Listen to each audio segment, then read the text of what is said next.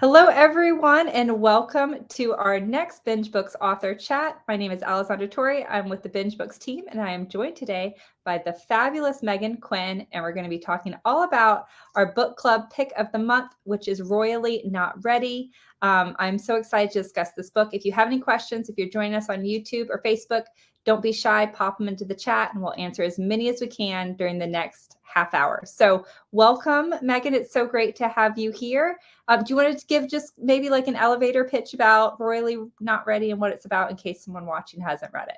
Yes, of course. So Royally Not Ready is basically if you took the Princess Diaries and 50 Shades of Grey and you put them together. So the main character has no idea that she's part of this royal family, and she gets bombarded by the king's secondhand man and is like, "You need to come with me," and she put up a fight. But the fact that she lost her mother and she wants to know more about her, she decides to go up there to this Norwegian country that has a British influence. Because, audio needed a British You accent. gotta have, right. so he has to train her, the secondhand man, and she's very like spunky and outgoing, and he's very grumpy and annoyed that he has to train this girl. And so it's kind of where the dynamic is. And then they fall for each other and they both find out they're into a special kind of kink. I love that. And now you said, I don't remember how you just described Lily, but I think you said like she's spunky. But she is it's great because she's very different than what you would imagine a final polished princess or future queen to look like. So I don't remember spunky is the word you used, but she's like she's a wild child and she's from Miami. And I love, just like in the opening scene, like you immediately understand a lot there is to know about this character. So where did like the idea for Lily come from? Did you know from the beginning, kind of, did you have the characters in your mind? Where did each of them come from? I wanted Keller, who is the hero. I wanted him to be very loyal and all about his country and serving and the importance behind it, because I think that's something that's really special around the entire world when you find someone like that who's so dedicated to their country. And so I really wanted him to have that feel, and I wanted her to be not like dedicated to her country, but not as polished and refined and structured as he was, because I wanted there to be this good clash between the two. And so when it came to her, I was like, she just has to be the total opposite of everything that he basically is. And so I just found it so funny that she's the future queen, and yet the opening scene is her hosing people down for a wet t-shirt contest, like something you would never expect a queen to be doing. And so I really just wanted her to be so out there, and for you to not see her necessarily lose her personality, because she keeps her personality throughout the entire book, but see her just become this person that is a little bit more refined and dignified and sees the importance in where she came from. Yeah, I love that. And I think having them be so different means that every one of their interactions has that energy, right? And has that kind of combative spirit. But it's also great because even though he is so loyal and is so, I don't know if proper is the right word, but put together and, Mm-hmm. and steady, he still, you can tell he still appreciates her fire and is attracted to that. So I really loved seeing their interactions. And I think anytime, how many of us dream about, like, surprise, you're actually a princess. At least I do all the time. Right.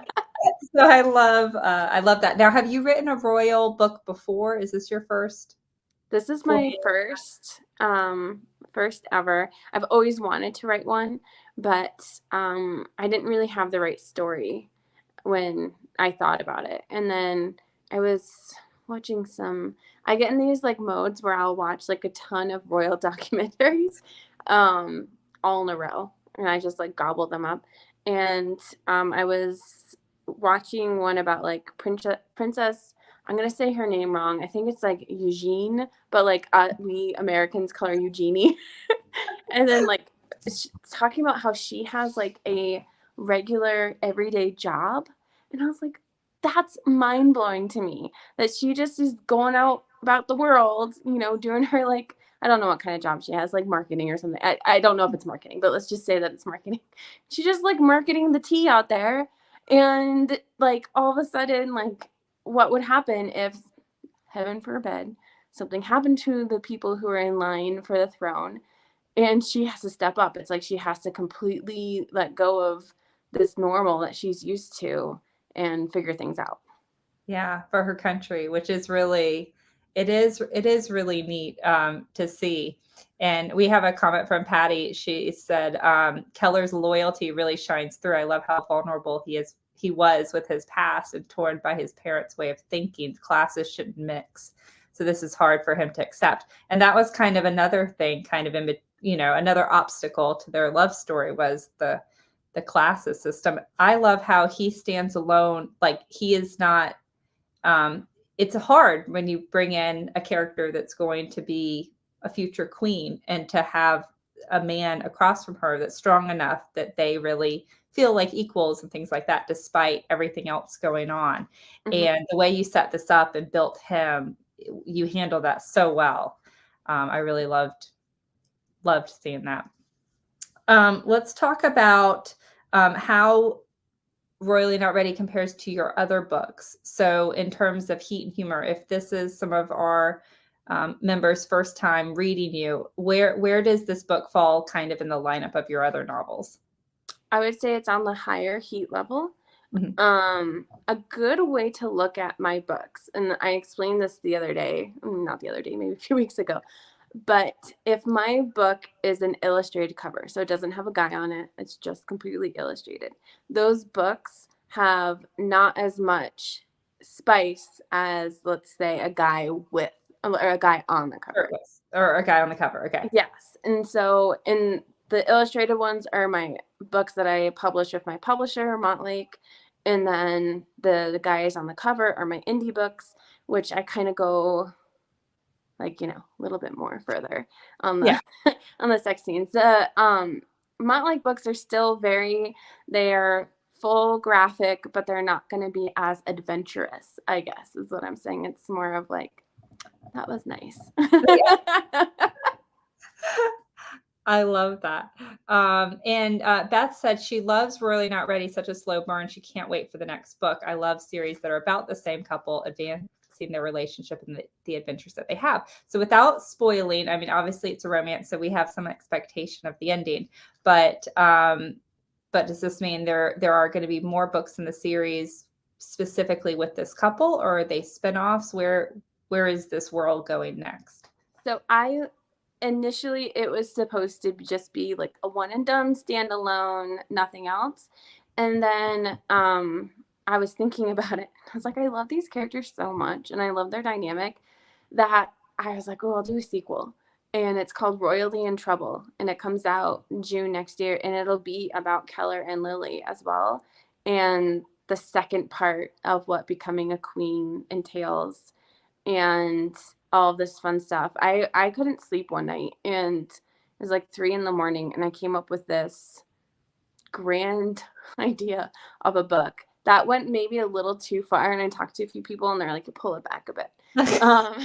Wait, this was the sequel that you had the grand idea, or this was the original? No, Okay. sequel. And so I can't wait for people to experience what I have coming up next for them, but I'm pretty sure it's just going to be 2 books.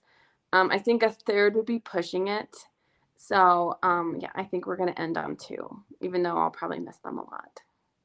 Well, it is a whole world you've built, so it's hard to kind of leave that. And is this an imaginary country? Did you make up this country, or does it? I did. I made it up. I did a whole lot of research. I love Scandinavian, Norwegian area, and I just think their traditions are so amazing and fun, and I had such joy researching it all.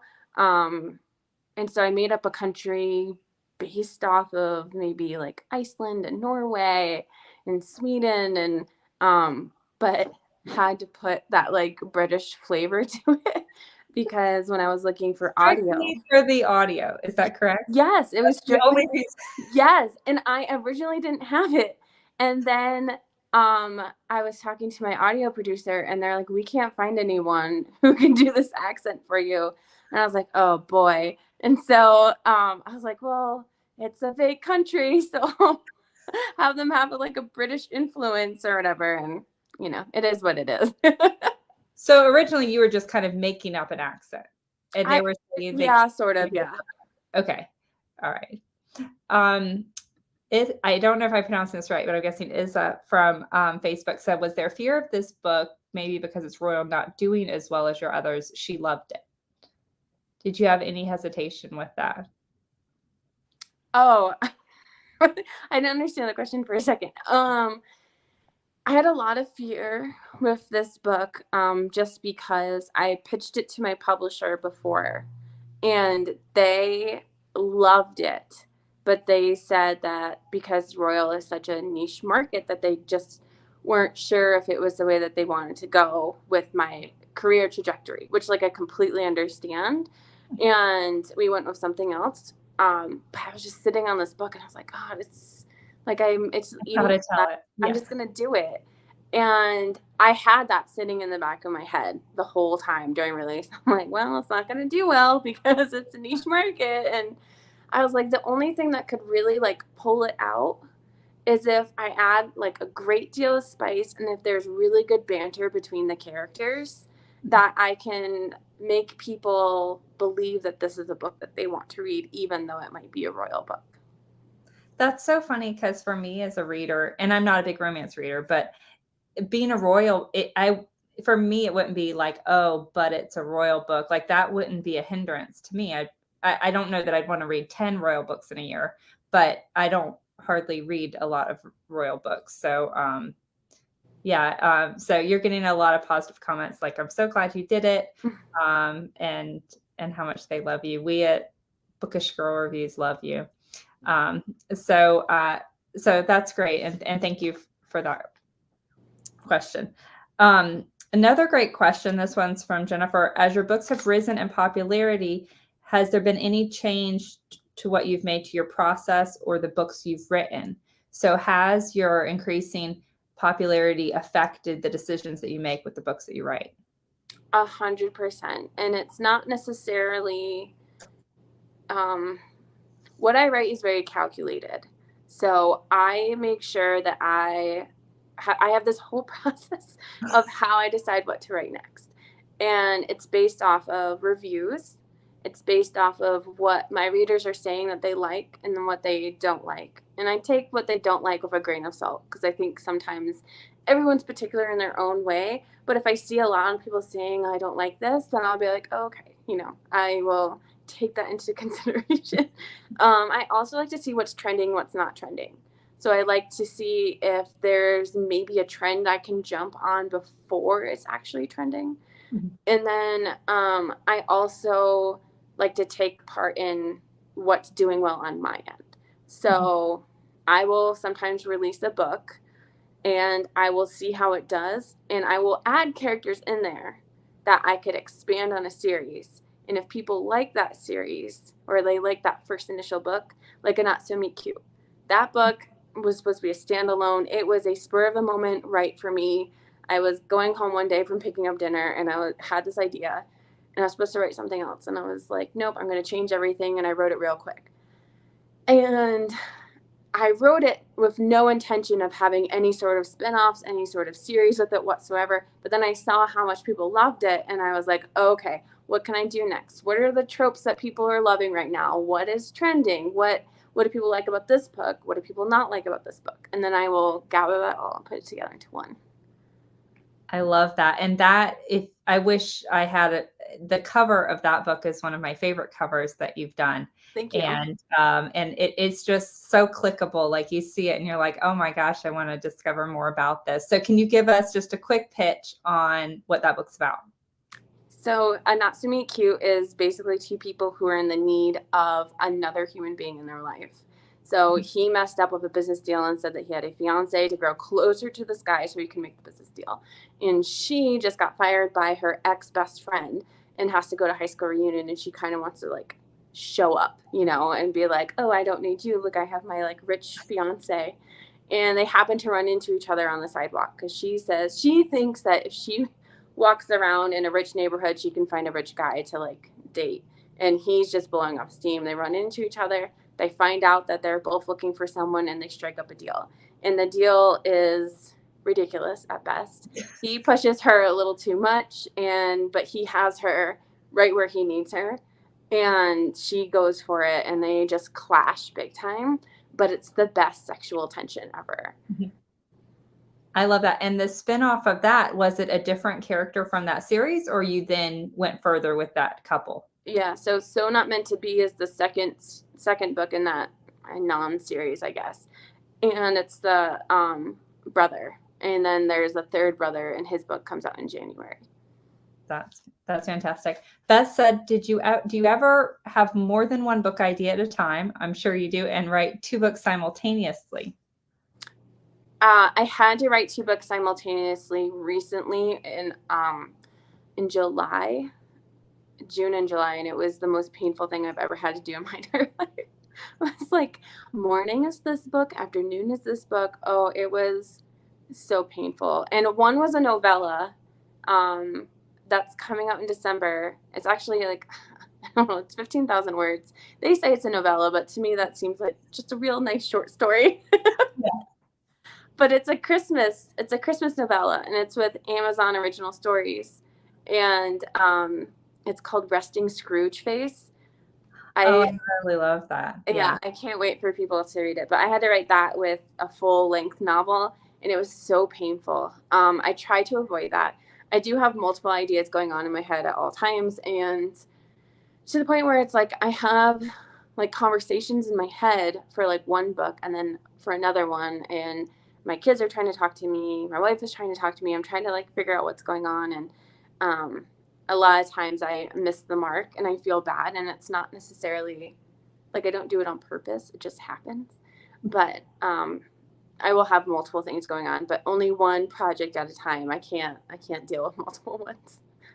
And you're a workhorse. Like, there are a lot of authors that put out a lot of books each year, but your books are not short books. I mean, your books are long, 100,000, 120,000 words. What's the longest book you've ever written? Do you know off the top of your head? I think this year I've upped the ante for some reason. I don't know why, but I'm at like, I usually am 130, 150. And Wow. I've told myself that like it needs to be at 60,000 words, they need to be having the coitus. I don't know why I said coitus. I don't know what the rules are. Series in here, yeah. People are gonna be like, wow, she's real sexy.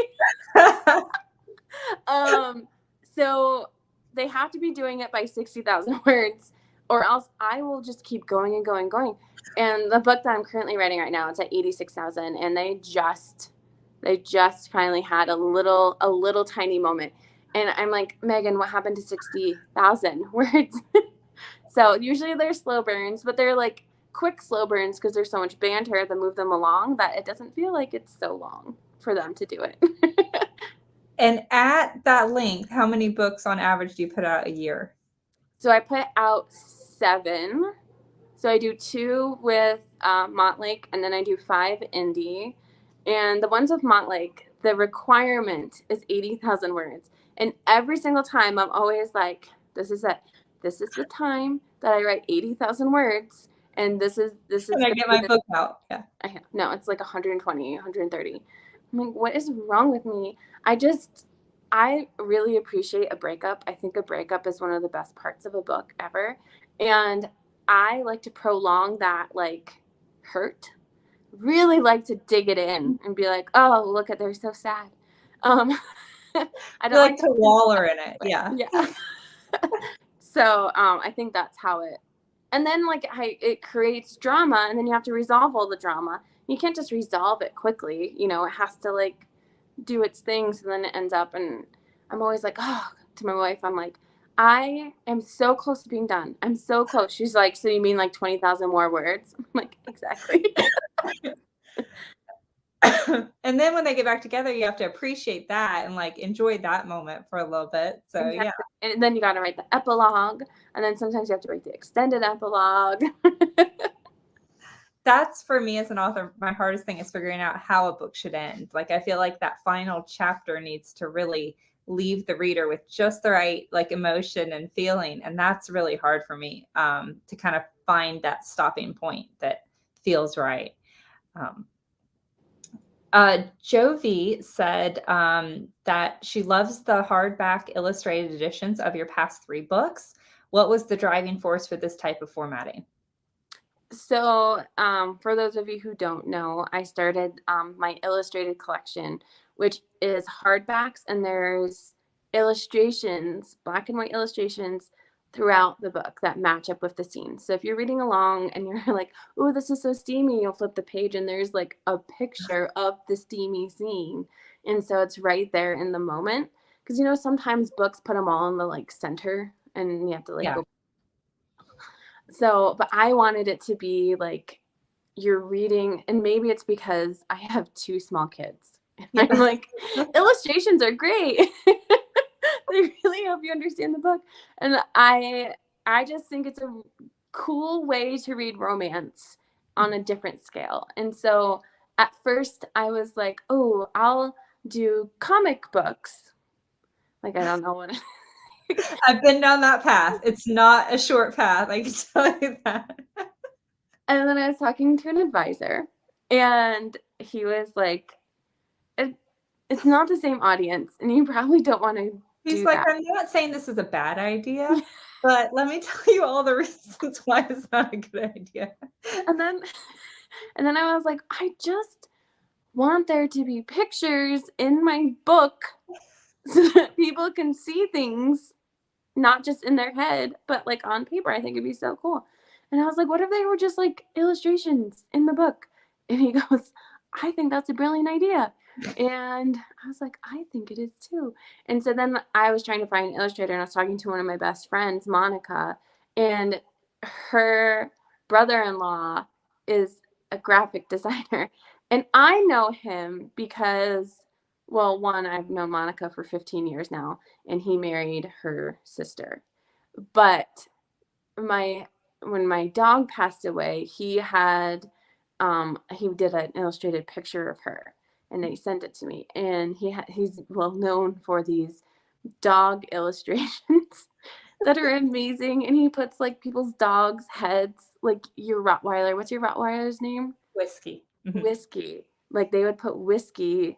He would put whiskey on like a captain's body with like a sailor hat. So this is Exactly what you're looking for inside your exactly. book. Right, yeah. And so Monica was like, he can do it. And I was like, he puts dogs' heads on human bodies. Like, I don't know if this is like, I'm looking for really The sexy right scenes here. fit, yeah. Yeah. And she's like, just give him a shot. And so we went through, it took us a while to find the exact kind of style that we wanted. But when we did, I was like, perfect. So then I started going through the entire book of what scene I wanted. And some of them, like my Royally Not Ready has over 50 illustrations. Wow. And so they're real great. But the first book we did was the Not So Meet Cute. And I really went for it in that book when it came to sex scenes. Like there's this one shower scene, and if anyone has read it and who is watching, they know exactly what I'm talking about. Basically, she uses a suction cup situation on the shower, and he watches her do things. And I had to write this out and explain it to him, and I was absolutely horrified. I was so embarrassed. I was like, he's gonna think I'm a pervert. Like I don't I know. mean, he already thinks you're a pervert. I'm just gonna tell you that right now. There's no doubt. There's no way that he doesn't think you're a pervert. But wait, because I have a couple geeky questions. Are Okay, these printed on normal paper, or do you have glossy pages in between regular pages? so they printed on normal paper. Okay, And so they're printed on normal paper. Okay. yes, So you don't have to have the inserts. no, And they're hand drawings, or there's like or they're computerized. their hand. They're hand drawing. Yeah. Okay. All right. Okay. And they are explicit. So to the point I mean, that I figured with the suction cup thing we that it don't wasn't like, know, Steph, my wife, was very, she's like, we're not putting out We're not putting porn books. right. And so I was like, we need to make it as graphic as possible without showing, because I didn't want to ask Gerard, that's his name, Gerard, can you draw this massive penis? And like I just felt so uncomfortable asking him. So all like nipples are covered for the women, and all like private parts. Genitalia, right? Yes. Genitalia is covered. Yeah. But there's like this one picture in Royally Not Ready where they're, I don't know the rules, but they're Try to be as clean as possible. they're rubbing against each other. Okay. I hate this for myself right now. And she's topless, but it's one of the most like, it's so beautiful, but like erotic at the same time, but there's nothing showing, but you can see it in his face, and then the way that she's pressing up against him. It's like so good.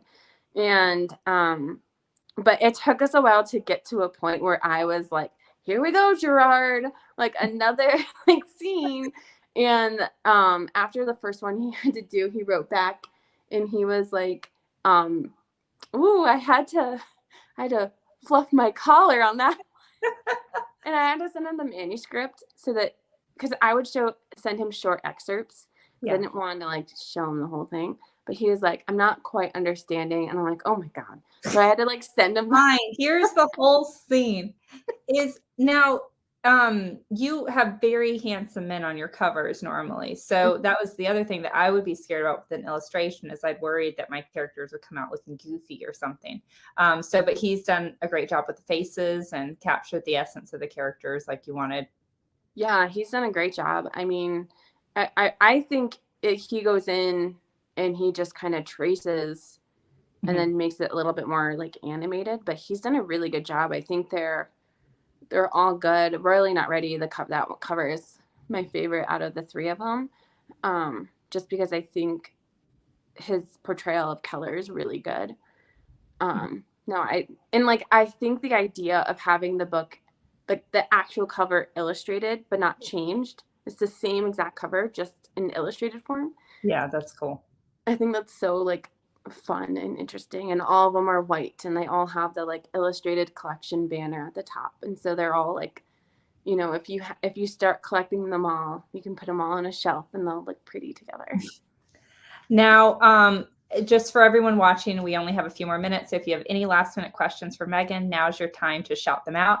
If they're interested in getting an illustrated cover, are they on your website? Is that how do they find them? So they're on my website and they're also on Amazon. So when I release a book now, people have a choice of how they want to read it. They could read it through ebook, they can do audio, they can do paperback, or they can read it with illustrations in the hardback. And so I really want to give everyone the like variety of how they want to choose their fancy. I love that. And so this is audio, and the audio came out already. So you wrote this book, I'm guessing, like 6 months ago, maybe longer. Yeah, because audio I have to have turned in 8 weeks prior to release. So, and then it takes like 2 months probably to get through edits, and then takes me about a month to write the book. Also, this one took me 19 days because I loved it so much. I cannot. I am both in awe and disgusted by the fact that you could write a book in 19 days. My goal is to grow up and be Meghan Quinn. So one day. And how many books do you have out in total? Oh, I think it's over 60. Okay. Yeah. And do you think you'll write forever? I mean, I have plans to. I mean, at some point I'll probably like slow down a little bit, but I write so much because I have so many ideas, not because I'm pushing myself or income or like anything like that. It's really because I keep having these ideas and I keep wanting to put them out there, and I like living in the worlds and being in the moment with all of the characters. So I truly enjoy writing, and I will keep doing it as long as I enjoy it. I love that. Yeah, I'm the same. It's like, oh, if I won the lottery yesterday, I would still write. It would just, I think I wouldn't I would just write at that point whatever I wanted to write. I wouldn't care anything about if 5 people read it or if, you know, 500 people read it. So, but I love that. And you think you'll stay in romance? I mean, these are the stories you love. I honestly can't read anything that doesn't have a romantic feel in it. Yeah. I really enjoy historical romances just because I don't live in that world and I don't write in that world, and I think it's, I don't know, there's something about them that I'm like, oh my God, they're probably so smelly, but they're still doing it. Like, I always wanted to write a pirate romance, but it's the same thing. People are like, how often are they bathing? I know, I think about it all the time, but I just block it out. Keep going. Okay, last final question, and this is a tough one. It's from Patty on Facebook. And Patty said, how do you pronounce the name of the country? And I'm so glad you didn't type it out there because I would not have been able to ask this question. The name of the country is called Torsthorpe. And I was like, you could either make a really beautiful name, which is like hard to do, or you can make something that's really not great to say. And since I write rom-coms, make fun of it all the time. make a joke of it. Right. And that's exactly what I did. And Torsk is actually cod in Viking language. I'm not saying that correctly. I don't think I am. And then Thorpe means settlement, so it's cod settlement. So Torskthorpe. I love that. And I love that you rose to the occasion. So it is time before we sign off to announce our lucky winners. So thank you so much. Meghan has generously donated signed copies. You can pick, these winners can pick from Highland Fling or The Reunion. And huge congrats to Stacy P, Vivian V, and Jessica R. So we will email you guys directly with details of how to get your prize. And thank you so much, Meghan. And thank you for everyone who joined us today. If you have not yet read Royally Not Ready, I encourage you to grab it right now. It's available in all of these formats that we discussed here today. So thank you so much, Meghan. We will see you guys for another BingeBooks Book Club soon. Check us out at bingebooks.com. Thank you all.